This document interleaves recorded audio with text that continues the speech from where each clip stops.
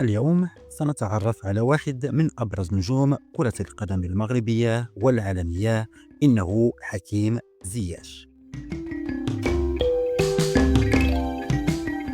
ولد حكيم زياش يوم 19 مارس 1993 في مدينة درونتن الهولندية. هناك بدأت حكاية الموهبة التي ستخطف الأنظار فيما بعد. انطلق زياش من نادي هيرنيفين سنة 2012 قبل أن ينتقل إلى تيفينتي، حيث أبان عن موهبته وصنع اسمه في الدوري الهولندي.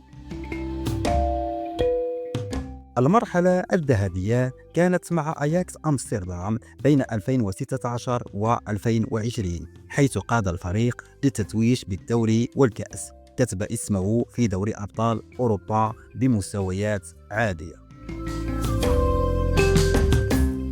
عام 2020 وقع لتشيلسي الإنجليزي، وهناك حقق حلم لاعب دوري أبطال أوروبا، السوبر الأوروبي وكأس العالم للأندية. لاحقا حمل قميص غالاتا سراي التركي وتوج بالدوري مرتين متتاليتين قبل أن يخوض مغامرة جديدة مع الدحيل القطري سنة 2025.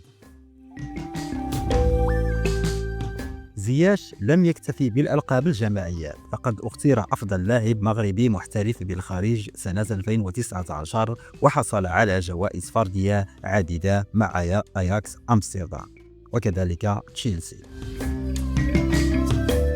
حكيم زياش موهبة صنعت الفارق، نجم مغربي عالمي سيبقى اسمه محفورا في ذاكرة كرة القدم المغربية والعالمية.